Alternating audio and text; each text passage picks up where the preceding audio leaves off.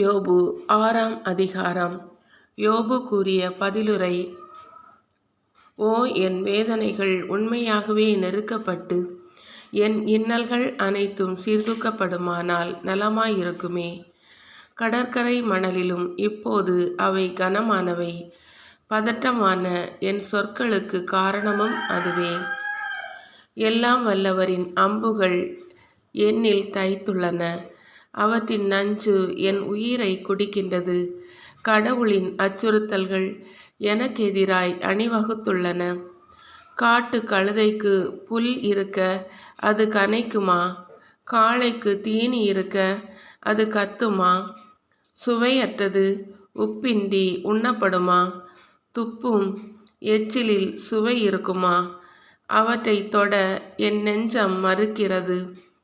அவை எனக்கு அருவருப்பு தரும் உணவாமே. ஓ, என் வேண்டுதலுக்கு அருள்பவர் யார்? நான் ஏங்குவதை இறைவன் ஈந்திட மாட்டாரா? அவர் என்னை நசுக்கிவிடக் கூடாதா? தம் கையை நீட்டி என்னை துண்டித்திடலாகாதா?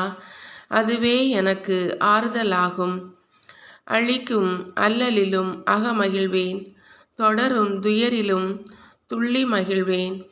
ஏனெனில் தூயவரின் சொற்களை மறுத்தேனில்லை.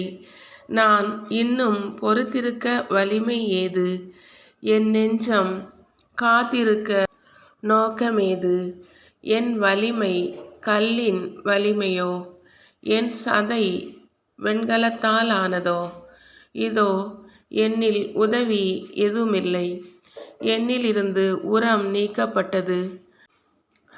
அடுத்திருப்பவருக்கு கனிவு காட்டாதோர், எல்லாம் வல்லவரையே புறக்கணிப்போர், காய்ந்துவிடும் காட்டாற்று கன்னிகள் போலும் சிற்றாறுகள் போலும் வஞ்சித்தனர்.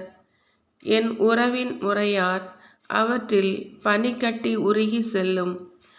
அவற்றின் மேற்பகுதியை உறைபனி மூடி நிற்கும். வெப்ப காலத்திலோ அவை உருகி மறைந்து போம். வெயில் காலத்திலோ அவை இடம் தெரியாது ஒழியும். வணிகர் கூட்டம் தம் வழியை மாற்றுகின்றது. பாலையில் அலைந்து தொலைந்து மடிகின்றது. தேடி நிற்கின்றனர் தேமாவின் வணிகர். நாடி நிற்கின்றனர் சேபாவின் வழிப்போக்கர்.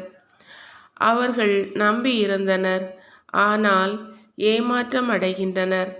அங்கு வந்தடைந்தனர், ஆனால் திகைத்து போகின்றனர்.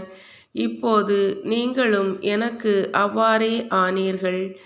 என் அவலம் கண்டீர்கள், அஞ்சி நடுங்குகின்றீர்கள். எனக்கு அன்பளிப்பு தாரும் என்றோ, உம் செல்வத்திலிருந்து எனக்கு கையூட்டு கொடும் என்றோ சொன்னதுண்டோ? எதிரியின் கையினின்று என்னை காப்பாற்றும் என்றோ, கொடியவர் பிடியினின்று என்னை மீட்டருளும் என்றோ நான் எப்போதாவது வேண்டியதுண்டா? அறிவு புகட்டுக, அமைதி அடைவேன். என்ன தவறிழைத்தேன் எடுத்து காட்டுக. நேர்மையான சொற்கள் எத்துணை ஆற்றலுள்ளவை. ஆனால் நீர் மெய்ப்பிப்பது எதை மெய்ப்பிக்கிறது? என் வார்த்தைகளை கண்டிக்க எண்ணலாமா? புலம்புவோரின் சொற்கள் காற்றுக்கு நிகராகுமா? திக்கற்றோர் மீது சீட்டு போடுவீர்கள், நண்பர் மீதும் பேரம் பேசுவீர்கள். பரிவாக இப்பொழுது என்னை பாருங்கள். உங்கள் முகத்திற்கெதிரே உண்மையில் பொய் சொல்வேன். போதும், நிறுத்துங்கள்.